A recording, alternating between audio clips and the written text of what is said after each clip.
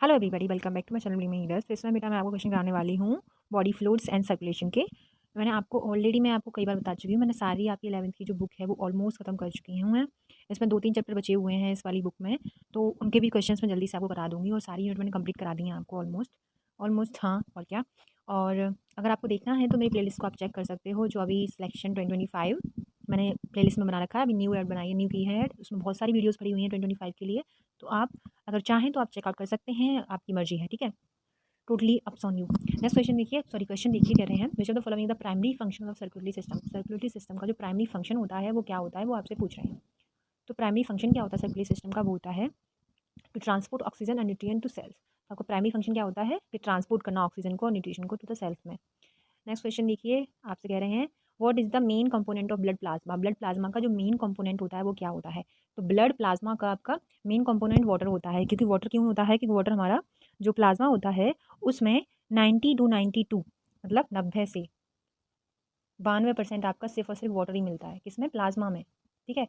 तो इसलिए main component क्या है हमारा ब्लड में, ब्लड प्लाज्मा का, वो है वाटर। तो आपका डी ऑप्शन सही हो जाएगा। थोड़ा सा एक्स्ट्रा नॉलेज के लिए मैं आपको बता रही हूँ, अगर आप सुनना चाहें तो सुन लें। जो ब्लड होता है हमारा, आपने देखा होगा, जो ब्लड होता है वो दो चीज़ों से मिलकर बना हुआ होता है।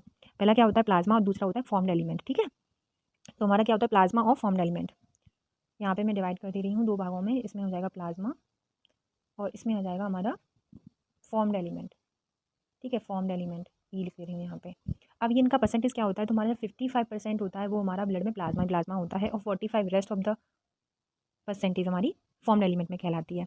तो प्लाज्मा मैंने आपको बता दिया कि सबसे ज़्यादा जो पानी होता है हमारी प्लाज्मा में, और 6 to 8% जो भी जितना भी बचा है हमारा, वो प्लाज्मा में हमारा क्या मिलते हैं, प्रोटीन्स मिलते हैं। 6 to 8%, 6 to 8% हमारा क्या मिलता है, आपको प्रोटीन मिल जाएगा प्लाज्मा में। और प्लाज्मा में सारा वाटर ही होता है, ठीक है।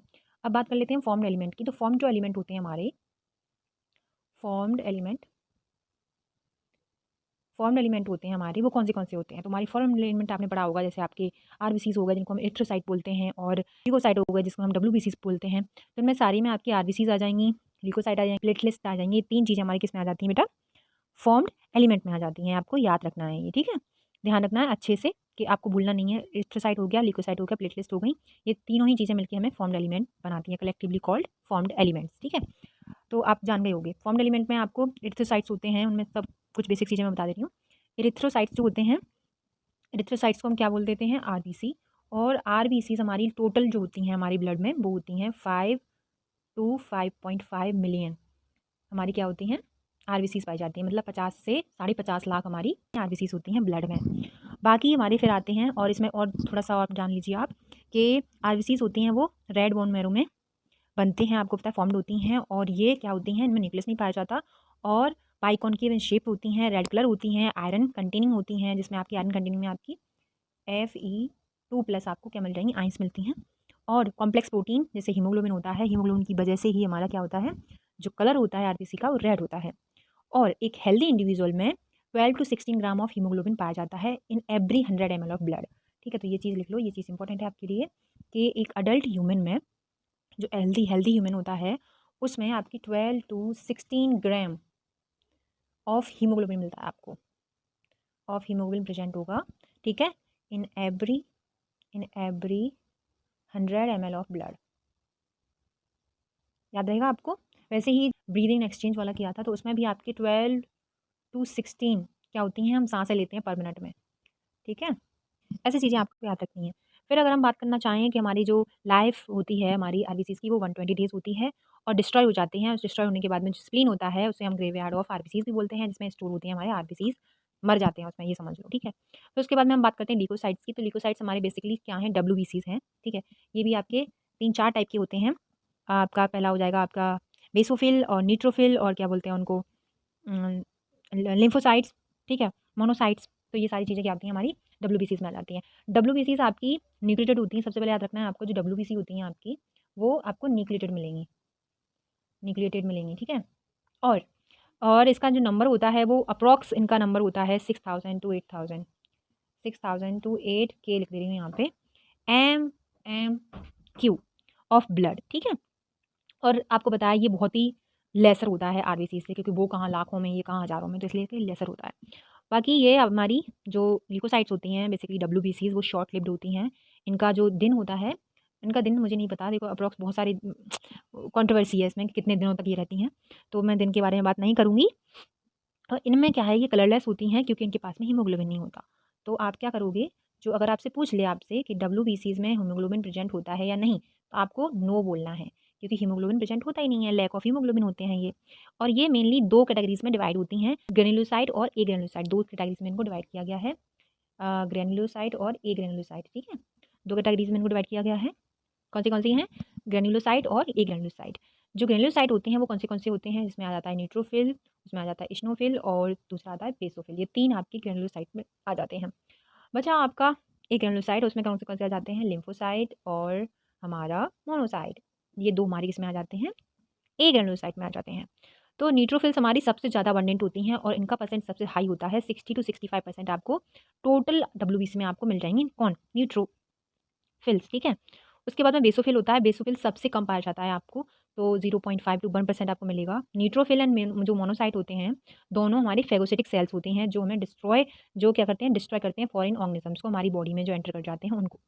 और बेसोफिल्स जो होते हैं वो सिक्रीट करते हैं हिस्टामिन, सेरोटोनिन और हेपेरिन। ये आपको याद रखना है, बहुत इंपॉर्टेंट है, मैं पता है बोलती जा रही हूँ, आपको बोलते जा रही हूँ, लेकिन आपको ध्यान से सुनना है। जो हमारे बेसोफिल होते हैं, बेसोफिल क्या है? बेसोफिल एक क्या है? WBC है, और जो हमारा ग्रेन्युलोसाइट में आता है। तो बेसोफिल हमारे सिक्रीट क्या क्या करते हैं? हिस्टामिन, याद रखना है आपको, हिस्टामिन और सेरोटोनिन,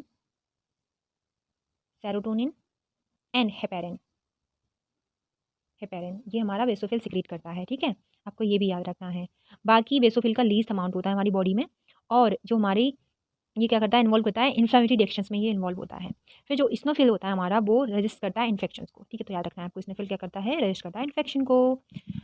अब आगे बढ़ लेते हैं, चलो ठीक है, बहुत बोल लिया इस पे। अब नेक्स्ट क्वेश्चन देखिए कि which type of blood cell is responsible for carrying oxygen. इनमें से कौन सी टाइप की जो ब्लड सेल्स हैं वो ऑक्सीजन को कैरी करती हैं, ये पूछ रहे हैं आपसे बेसिकली। हमारा जो हमने पिछला चैप्टर पढ़ा था, ब्रीथिंग इन एक्सचेंज, तो उसमें बताया गया था जो हमारी आरबीसीज होती हैं वो रेस्पॉन्सिबल होती हैं फॉर कैरिंग ऑक्सीजन, ठीक है? तो आपका ऑप्शन कौन सा हो जाएगा? ए ऑप्शन सही हो जाएगा। नेक्स्ट क्वेश्चन देखिए, what is the function of platelets. Platelets का फंक्शन क्या होता है? तो उनका उनका क्या काम है? उनका मेन जो काम है वो क्या है कि वो ब्लड को क्लॉटिंग करने में हेल्प करती हैं। तो आपका कौन सा हो जाएगा? सी ऑप्शन सही हो जाएगा। नेक्स्ट क्वेश्चन देखिए, अच्छा प्लेटलेट्स के ऊपर भी थोड़ा सा बात कर लेते हैं हम। तो प्लेटलेट्स हमारी कितनी पाई जाती हैं ऑन एवरेज? तो 1.5 लाख से आपको मिल जाएगा ये 3.5 लाख, इनकी संख्या मिल जाएगी हमारी बॉडी में। नॉर्मल नॉर्मल है, इतना तो होना ही चाहिए आपकी बॉडी में। अगर इसकी काउंट कम है तो आपको एबनॉर्मलिटी हो सकती है, आपको ब्लीडिंग हो सकती है, आपको सीरियस डिजीज़ हो सकती हैं, तो और हमें क्लॉटिंग डिसऑर्डर भी हो सकता है। और प्लेटलेट्स को ऑल्सो हम थ्रोम्बोसाइट्स भी बोलते हैं, ये भी आपको याद रखना है। तुम्हारी प्लेटलेट्स को क्या बोलते हैं हम? तुम्हारी प्लेटलेट्स होती हैं, प्लेटलेट्स ऑल्सो कॉल्ड थ्रोम्बोसाइट्स, ठीक है? क्या बोलते हैं? थ्रोम्बोसाइट्स, थ्रोम्बोसाइट्स, ठीक है? ये आपको याद रखना है। और ये हमारी क्या होती हैं? इनका जो जो सेल होती हैं, सेल फ्रेगमेंटेड होती हैं, produced from the mega karyocytes, ठीक है? आर सेल फ्रेगमेंट्स होते हैं इनमें, और प्रोड्यूस होती हैं कहाँ से? मेगा कैरियोसाइट से। मेगा कैरियोसाइट क्या होता है? हमारी जो बोन मैरो होती हैं उसमें एक स्पेशल टाइप की सेल मिलती हैं, उनको हम क्या बोल देते हैं? मेगा कैरियोसाइट्स, ठीक है? नंबर इनका बता दिया मैं, नॉर्मली कंटेन करते हैं इतनी प्लेटलिस्ट, और बाकी आपको मैंने बता दिया क्या क्या डिसऑर्डर्स हो सकते हैं। तो अगर प्लेटलेट्स कम होती हैं तो क्लॉटिंग डिसऑर्डर हो जाएगा हमको, अगर और वो क्लॉटिंग डिसऑर्डर होने की वजह से हमें excess loss of blood from the body हो सकता है। तो नेक्स्ट क्वेश्चन देखिए, which chamber of the heart pumps blood to the lung, ठीक है? तो इसका आंसर क्या हो जाएगा? इसका आंसर हो जाएगा हमारा राइट वेंट्रिकल। कौन सा चैम्बर होता है हार्ट का जो पंप करता है ब्लड को to the lung? Heart pump करता है ब्लड को टू द लंग्स को, तो हमारा क्या हो जाएगा? राइट वेंट्रिकल हो जाएगा। अब हार्ट के बारे में थोड़ा सा जान लेते हैं हम। तो ये हमारा मान के चलो ये हार्ट है, ठीक है? अब इसमें हम कर देते हैं डिवीज़न। आपको पता होना चाहिए कि हमारा जो चैम्बर, कितने चैम्बर हार्ट होता है? 4 चैम्बर हार्ट होता है हमारा, 2 ऑरिकल एंड 2 वेंट्रिकल, ठीक है? तो ये हमारा हार्ट कुछ ऐसे टाइप का होता है। जो ऊपर की दोनों ऑरिकल होते हैं ये वाले, इनको हम ऑरिकल बोलते हैं। इनको क्या बोलते हैं? हम ऑरिकल बोलते हैं, शॉर्ट में लिख दे रही हूँ। ये कंपेरिजन टू वेंट्रिकल छोटे छोटे होते हैं, ठीक है? और ये जो दोनों होते हैं ये वाले, ये बड़े होते हैं। तो ये राइट वेंट्रिकल हो गया, ये लेफ्ट वेंट्रिकल हो गया, ये हमारा लेफ्ट ऑरिकल हो गया, ये हमारा राइट ऑरिकल हो गया, ठीक है? और चीज़ देखिए, इनके दोनों के बीच में 2 वॉल प्रेजेंट होते हैं, लेफ्ट और राइट के बीच में। तो राइट वाला होता है उसमें आपको 3 कस्प्स मिल जाते हैं, उनको हम ट्राइकस्पिड बोलते हैं। और जो हमारा लेफ्ट वाला होता है उसको हम बाइकस्पिड बोलते हैं, ठीक है? और इसको मिट्रल वॉल्व भी बोलते हैं। ये बेसिक चीज़ें आपको याद रखना है। और राइट ऑरिकल जो होता है उसके राइट कॉर्नर पे आपको ऐसे नोड मिलता है, इसको हम क्या बोलते हैं, ऐसे नोड, और ऑल्सो नोन एज पेसमेकर। और राइट ऑरिकल के लोअर कॉर्नर पे आपको AV नोड मिल जाता है। तो ये क्या करते हैं, ये हमारी जो पल्सेस होती हैं उनको जनरेट करने में हेल्प करते हैं। ठीक है, याद रखना है आपको, बेसिक चीज़ें हैं बहुत ज़्यादा। और बाकी आपका पता होना चाहिए आपको कि इनके बीच में कौन सी वॉल्व होती है, इनके बीच में कौन सी वॉल्व होती है, इनके बीच में कौन सी वॉल्व होती है। ये बहुत बेसिक है, NCERT का डेटा है, सब कुछ याद कर लो, बहुत ईजी है, याद हो जाएगा आपको। बेसिक चीज़ें मैंने आपको बता दी हैं। ठीक है, बाकी साइकिल मैंने बता दी है। साइकिल आपकी होती है जो कार्डियक साइकिल, एक कार्डियक साइकिल आपकी 0.8 सेकेंड में कंप्लीट होती है।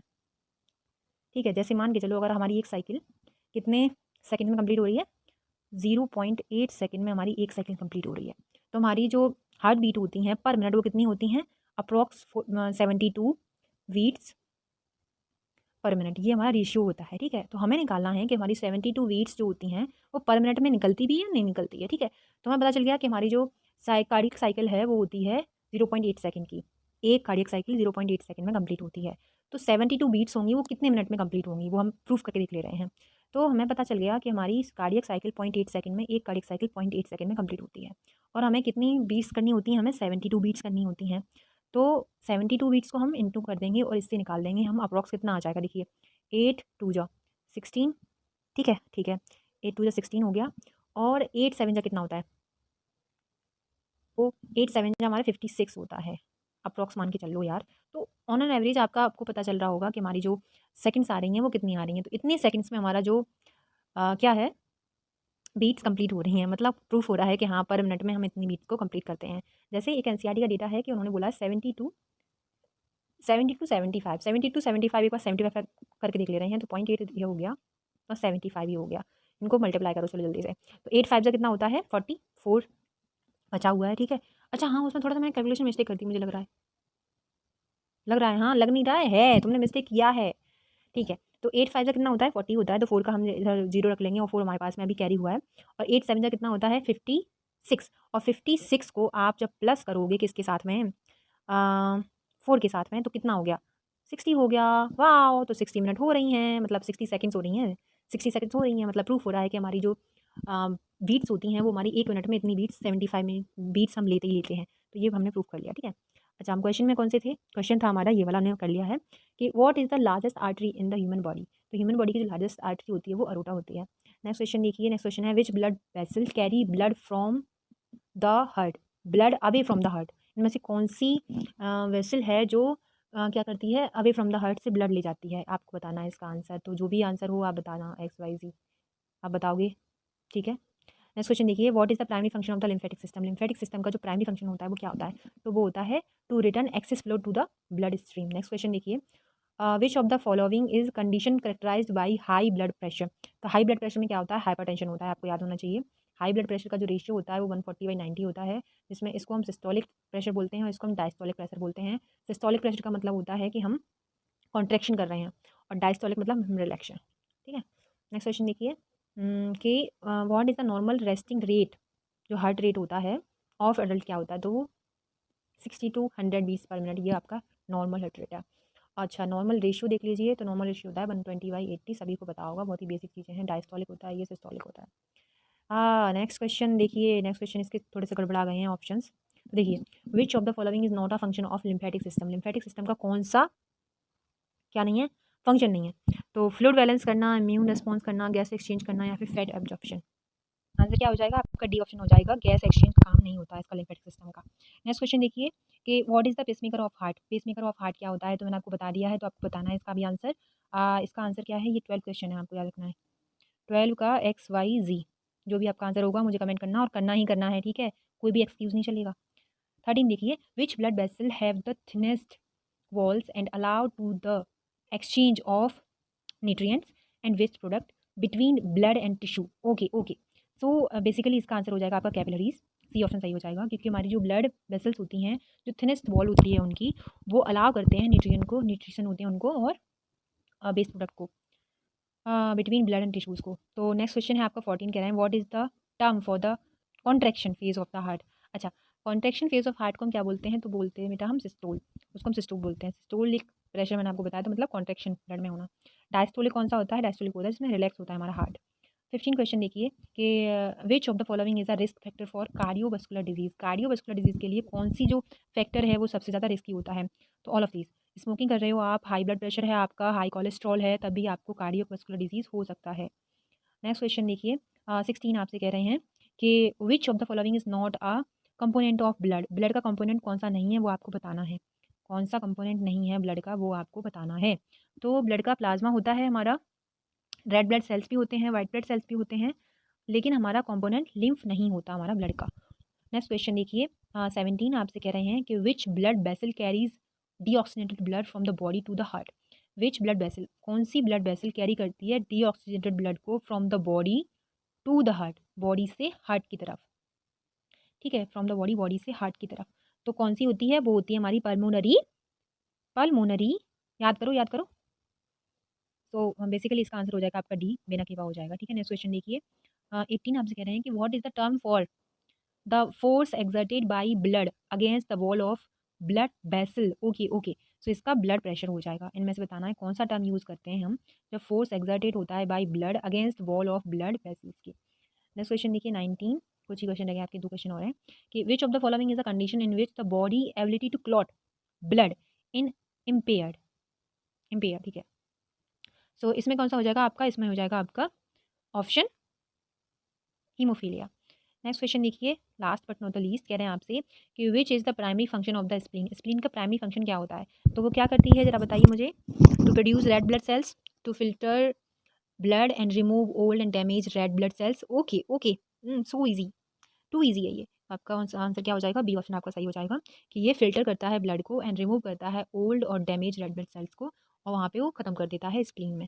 तो thank you so much for watching my take care. आपको कैसा लगा लेक्चर? प्लीज़ प्लीज़ प्लीज़ मुझे बताया करें, जिससे कि मुझे थोड़ा सा मोटिवेशन फील हो कि हाँ मैं कराऊँ। मैं वैसे करा ही रही हूँ, मुझे कोई फ़र्क नहीं पड़ता कि आप पढ़ रहे हो या नहीं पढ़ रहे हो। नहीं, ऐसा नहीं बोलना चाहिए मुझे। नहीं नहीं नहीं, देखो आपको पढ़ना चाहिए, बहुत ज़रूरी है आपके पढ़ने के लिए, आपको पढ़ना ही चाहिए। एक एजुकेटेड समाज जो होता है वो काफ़ी अच्छा होता है, तो इसलिए आपको पढ़ना बहुत ज़रूरी है। और आप पढ़ते रहें और मैं वीडियो डालती रहूँगी, आप देखें या ना देखें इससे मुझे फ़र्क नहीं पड़ता है, बस आप पढ़ते रहिए। मैं यहाँ पे फ्री एजुकेशन दे रही हूँ आपको, मुझे मुझे बहुत खुशी है, मुझे अच्छा लगता है, मैं आपको दे रही हूँ, अपनी नॉलेज शेयर कर रही हूँ आपको, मुझे बहुत अच्छा लगता है, मैं इसी में संतुष्ट हूँ। लेकिन बस आप पढ़ते रहें। Thank you so much for watching, take care, love you all.